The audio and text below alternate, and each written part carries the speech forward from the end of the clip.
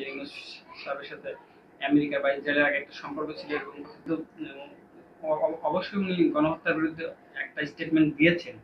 কিন্তু সর্বশেষ মানে গতকালকে যে জমায়েতটা মানে বাংলাদেশের মানুষ যে পুরো ফিলিস্তিনের পক্ষে আছে, এই বিষয়টা বাংলাদেশ সরকারকে আসলে আরো কতটুকু চাপে ফেলতে পারে যে না ফিলিস্তিনের পক্ষে আরো বড় ধরনের ভূমিকা রাখতে হবে? এরকম কি মনে হয় যে আপনার চাপটা পড়বে? এটা তো অবশ্যই পড়বে এবং আমি শতভাগ বিশ্বাস করি। কারণ বাংলাদেশের মানুষ ইসলাম ধর্মাবলম্বী এবং এই বিষয়ে বিগত দিনগুলোতে আমাদের যে সমস্ত নজরানা দেওয়া হয়েছে, শাপলা চত্বর বলেন, অন্যান্য বিষয়গুলো যেগুলো বলেন, ওলামায়ে কেরামের নেতৃত্বে আম পাবলিক যখন মুসলমানরা সুসংগঠিত হয়েছে তখন সরকার বাধ্য হয়েছে, এটা আমি মনে করি।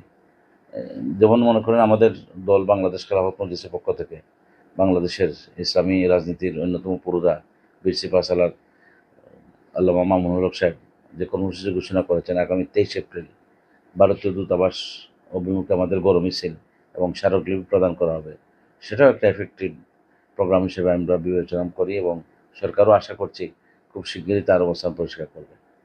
বলা যায় সেই সমাবেশটা আমাদের এখানে হলো। কিন্তু আসলে এই জায়গা থেকে যদি আমরা চিন্তা করি তাহলে আন্তর্জাতিক বিশ্বকে বা জাতীয় এবং আন্তর্জাতিক প্রেক্ষাপটে এই সমাবেশটার আসলে কতটা গুরুত্ব আছে বা কি ভূমিকা রাখতে পারবে?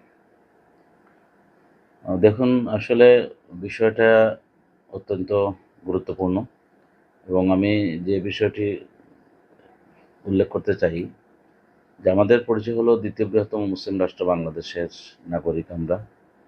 দ্বিতীয় বৃহত্তম মুসলিম রাষ্ট্র, 18 কোটি জনগণের এই বাংলাদেশ।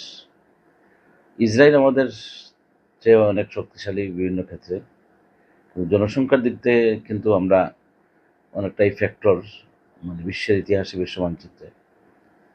আমরা যদিও এখানে সর্বকালের সর্ববৃহৎ সমাবেশ হয়েছে এবং এটা বাংলাদেশের জন্য প্রশংসনীয়, যদি কেউ কেউ মনে করছেন যে এটা একটা যানজট সৃষ্টি হয়েছে, মানুষের ভোগান্তি তৈরি হয়েছে ইত্যাদি, কিন্তু আসলে আমাদের ইমানি পরীক্ষার একটা নজরানা দেখানো হয়েছে। বাংলাদেশের মানুষ চায় ইসরায়েল এটা এখনই বন্ধ করুক এবং বিশ্ব